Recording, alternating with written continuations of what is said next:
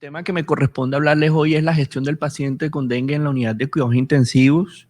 Realmente la mayoría de los datos que tenemos en los pacientes críticamente enfermos, en pacientes adultos, son extrapolados de la población pediátrica.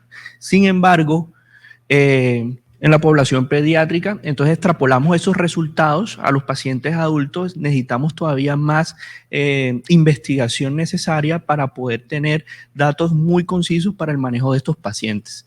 Bueno, no tengo ningún conflicto de interés en esta charla. ¿Por qué hablar de dengue en UCI? ¿Por qué nosotros hablamos de dengue en UCI? No hay un tratamiento específico, por lo cual sigue siendo un reto para el manejo de estos pacientes. La enfermedad es la enfermedad transmitida por vectores más prevalentes en el mundo. La tasa de transmisión se ha multiplicado por 8 en las últimas 2 décadas. El 5% de los pacientes pueden desarrollar una enfermedad grave.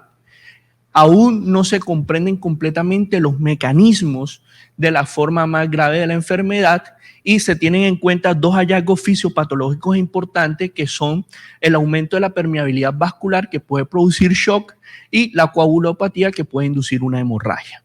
Por esto, nosotros tenemos que enfrentarnos de una manera muy concisa a estos pacientes en el diario, sobre todo en este tipo de regiones. Este mapa de la Organización Mundial de la Salud, actualizado para el 2023, tiene que generalmente hay 390 millones de infecciones al año, donde hay 129 países en riesgo de infección, y tenemos que 500,000 personas al año están debutando con una enfermedad grave.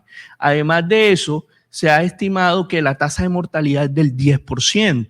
Para este año 2023 tenemos que 283 alertas a nivel mundial por nuevos picos o brotes de infección por dengue a nivel mundial. Entonces, ¿qué tenemos en la región de las Américas? En la región de las Américas tenemos que los casos severos, que generalmente son los que nos enfrentamos en la unidad de cuidados intensivos, miren que va exponencialmente a medida que va en el tiempo. Tenemos que para esta fecha del año 2023 tenemos 5,409 casos, donde por muerte hay 1,692 de casos en las Américas.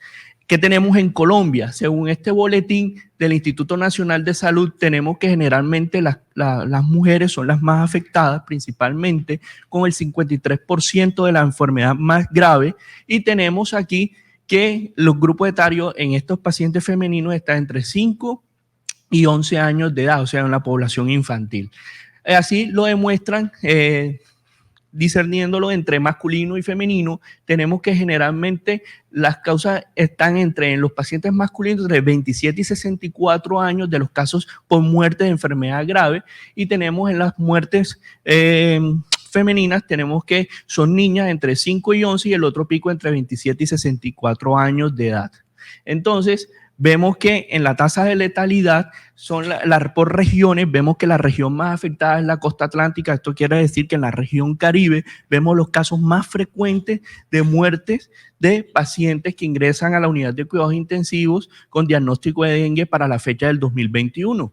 Entonces, la Organización Mundial de la Salud permite diferenciar o definir los tipos o las características teniendo en cuenta el componente clínico que tenemos, la fiebre del dengue, los dengues con signo de alarma, y generalmente los que nosotros nos enfrentamos en la unidad de cuidados intensivos, que son los dengues severos, que generalmente consta de una fisiopatología en 3 principios. Uno, que hay una fuga de plasma que puede llevar a shock, acúmulo de líquidos, y tenemos el sangrado, y tenemos algún tipo de disfunción orgánica múltiple. Entre eso tenemos la afectación del sistema nervioso central, la cardiovascular, y tenemos la afectación hepática. Entonces, tenemos unos factores de riesgo para enfermedad grave, como lo había mencionado la doctora anteriormente. Muchos de estos estudios son extrapolados en niños. Miramos en este artículo de Nature que nos menciona unos aspectos muy importantes a tener en cuenta, porque cuando nos llega el paciente a la unidad de cuidados intensivos, tenemos que enfrascarnos en cuáles son esos factores que pudo haber llevado a este paciente a la enfermedad más grave.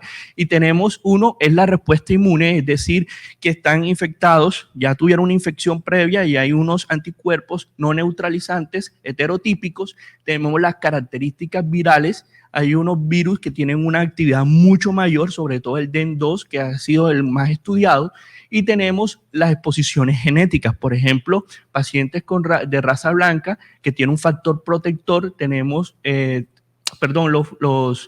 de raza negra tienen un factor protector y los de raza blanca tienen una susceptibilidad mucho mayor de la enfermedad mucho más severa. Lo mismo los extremos de la edad cuando tenemos la primoinfección. Aquí tenemos generalmente en la primoinfección tenemos que los pacientes de mucho mayor edad en la primera infección pueden desarrollar la enfermedad más severa, así como los menores de edad que pueden tener la enfermedad más severa en la primoinfección. Entonces, dentro de la fisiopatología de la enfermedad grave, vamos a tener el primer paso generalmente es cuando se infecta el paciente, vamos a tener que infecta la médula ósea, produciendo una disminución de los megacariocitos y por tanto vamos a tener disminución de la plaqueta. Ese es uno de los conceptos que lleva como tal a la alteración de la coagulopatía o la apoptosis de plaquetas, que hace que haya una trombocitopenia de moderada a grave en estos pacientes. En una forma mucho más dinámica, tenemos que cuando los virus están en la parte capilar, generalmente hacen una respuesta inmunológica con los anticuerpos no neutralizantes, que son los que desencadenan una respuesta inflamatoria llamada tormenta de citoquinas. Esa tormenta de citoquinas, y además de la expresión de la proteína NS1, lo que hace es que hay un daño directamente del glicocáliz, permitiendo que este glicocáliz aumente la permeabilidad, o sea, en el daño endotelial capilar, y vamos a tener esta fuga capilar, que esta fuga capilar puede ser mucho más masiva dependiendo del componente viral, como lo había mencionado anteriormente, o la respuesta inflamatoria, la liberación de factores proinflamatorios que generan un aumento de la permeabilidad. Esta gráfica me gusta mucho porque generalmente aquí podemos identificar en la fase clínica, generalmente aquí en la fase crítica de la enfermedad, que son 48 horas, 24 a 48 horas después de la fase febril, vamos a tener que aquí es donde ingresan pacientes a la unidad de cuidados intensivos en su gran mayoría. Entonces tenemos aquí que es donde se relaciona con la fase del shock, con la fuga capilar, donde nosotros tenemos que identificar cuáles son los factores que pueden predisponer al paciente a la enfermedad más grave y cómo nosotros podemos intervenirlo de manera oportuna. Entonces, este estudio del doctor Adil generalmente midió con ultrasonografía. A medida que vamos avanzando en cuidado intensivo, vamos avanzando en el uso de ultrasonografía, se identificó que el aumento del espesor de la vesícula, de la pared de la vesícula biliar por encima de 3 milímetros tenía una asociación con la enfermedad mucho más severa en los pacientes adultos. También la presencia de ascitis y ascitis más derrame pleural. Aquí tenemos que cuando tenemos un aumento del espesor de la pared de la vesícula mayor a 3 milímetros, con una P totalmente significativa y un área bajo la curva de 0.94, se relacionó con predictores a desarrollar enfermedad mucho más grave. Ahora, en estos resultados de este estudio del doctor Min, que generalmente se dieron cuenta que los pacientes que ingresaban a la unidad de cuidado intensivo con enfermedad más grave, ya teníamos en cuenta que tenían un Apache mucho mayor, un TIS y una alteración de la coma de Glasgow, pero se dieron cuenta que estos pacientes también tenían unas enfermedades o había unas comorbilidades asociadas, como son los pacientes que tienen hipertensión arterial y diabetes, como lo mencionó la doctora, que estos pacientes, cuando ya nosotros revisamos en la anamnesis y en la historia clínica, son pacientes que al momento de ingresarlos ya tenemos que tener en cuenta que tienen una susceptibilidad de desarrollar una enfermedad mucho más grave. Por lo tanto, nosotros tenemos que alertarnos en el manejo de estos pacientes. Así, el número de pacientes que tenían infecciones asociadas, por ejemplo, con neumonía. Entonces, estos pacientes que tenían dengue y además unas infecciones asociadas, esto aumentaba más el riesgo de complicaciones y de desarrollar la enfermedad más severa, al igual que el número de disfunción multiorgánica.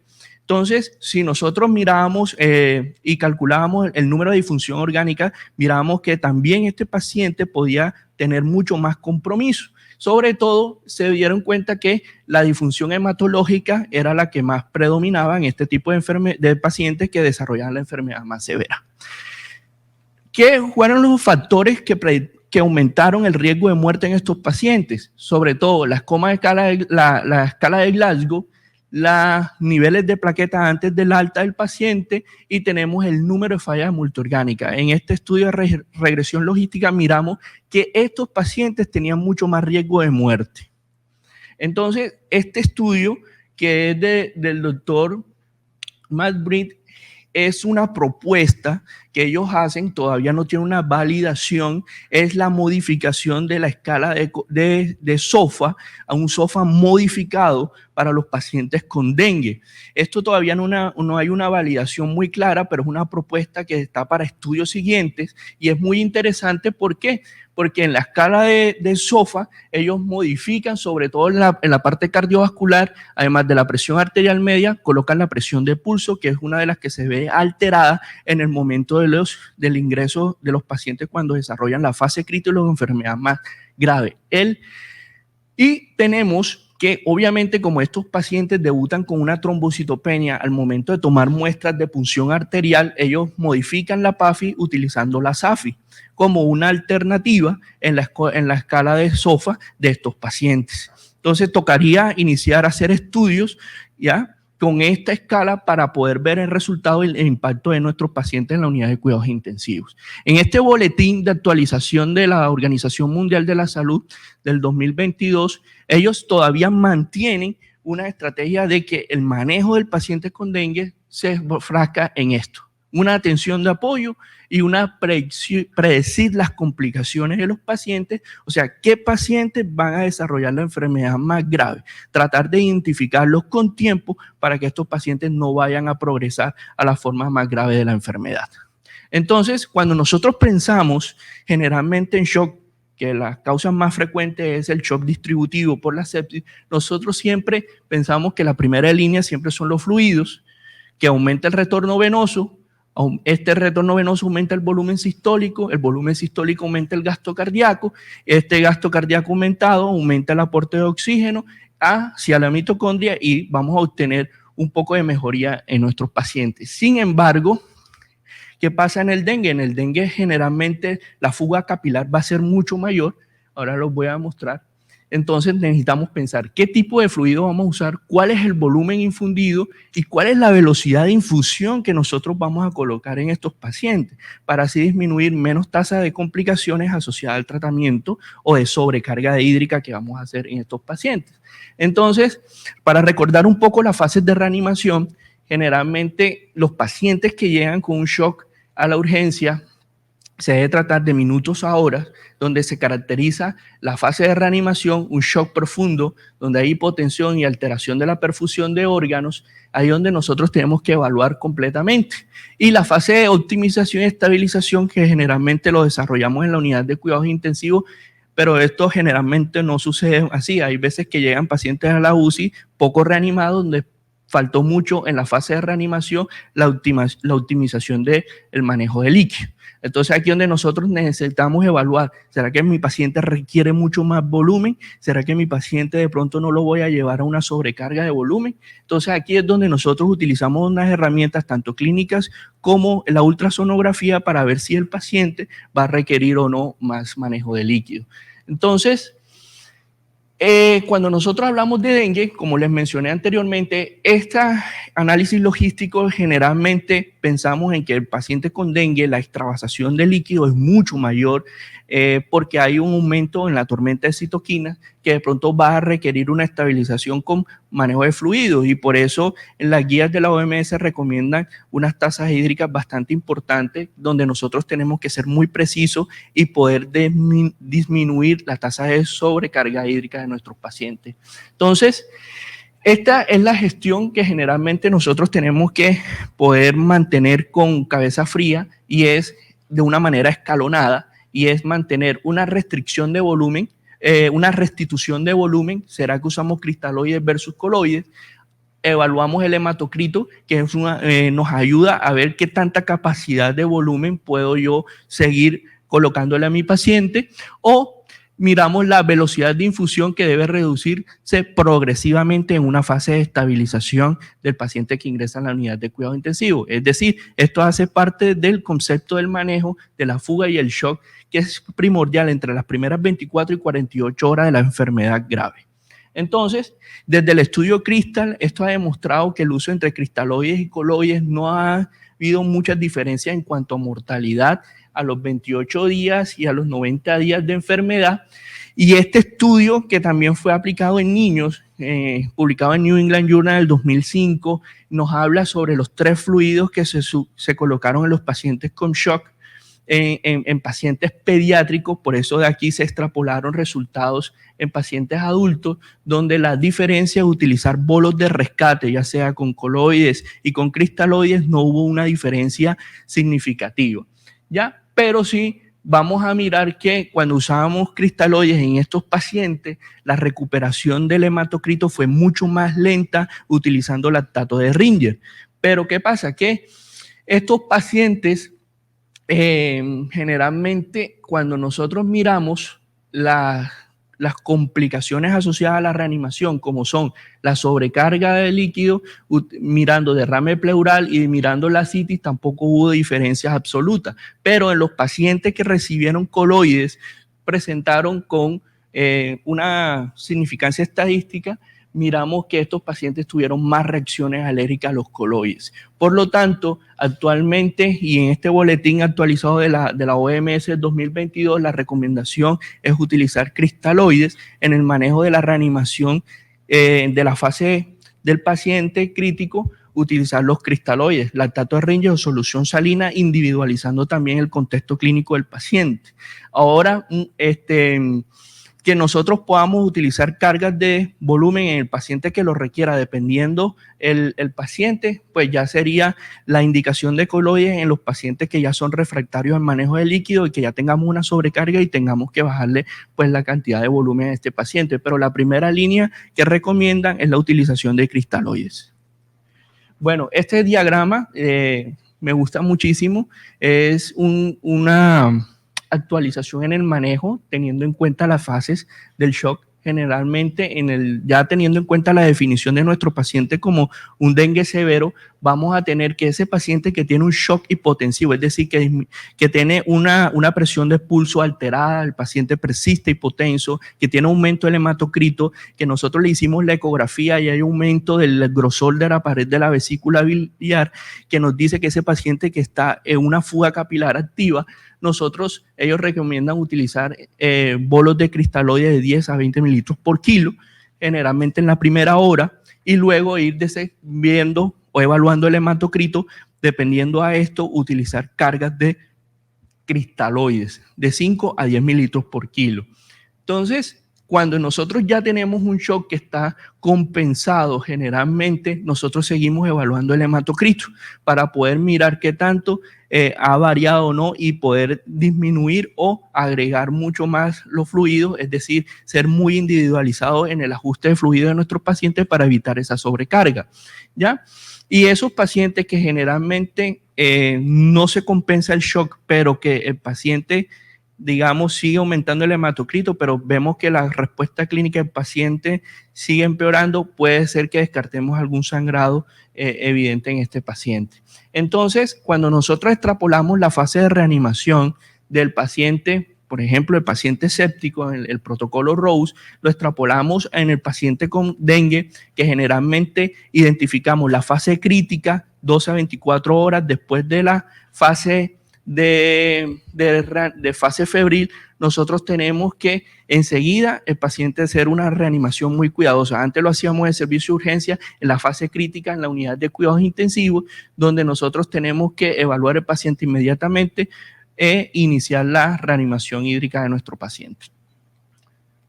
Entonces, es aquí donde yo les menciono que este paciente en la fase de reanimación tenemos que ser un poco más agresivo en el manejo de líquidos y en la fase de optimización evaluar si el paciente requiere o no más fluidos, utilizando el hematocrito, usando la ultrasonografía para poder disminuir el riesgo de progresión a muerte del paciente. Entonces, aquí en la fase de optimización de los pacientes con dengue podemos nosotros mirar que vamos a ir desescalando el manejo de fluidos, utilizando generalmente disminuyendo el volumen o la carga de líquidos por hora. Entonces tenemos que la fase de optimización, si el paciente responde al manejo hídrico, vamos bajando los líquidos en la primera hora de 5 a 7, 2 a 3 mililitros y de 2 a 3 mililitros a 4 horas. Esto es un lapso entre 24 y 48 horas de la fase de optimización del protocolo Rose extrapolado pues en el paciente con dengue, que estamos ya saliendo de la fase crítica de la enfermedad. Entonces, para mirar otros aspectos generales, generalmente, como lo había mencionado la doctora anteriormente, si el paciente con dengue y trombocitopenia requiere transfusión de hemocomponente, ellos solamente recomiendan cuando el paciente está muy inestable y hay evidencia de sangrado activo, de pronto transfundir glóbulos rojos y plaquetas, pero la profilaxis de transfusión de plaquetas pues realmente no está indicada en estos pacientes, al igual que el uso de corticoides o esteroides sistémicos. La recomendación no es porque no ha mostrado una mejoría en el impacto clínico de los pacientes. Entonces, como conclusiones, no hay un tratamiento específico. Las medidas de soporte siguen siendo el estándar. Identificar los factores que predisponen la enfermedad grave va a jugar un papel muy importante en la sobrevida del paciente. Realizar un manejo escalonado y guiado puede mejorar los resultados en el paciente crítico. Muchas gracias.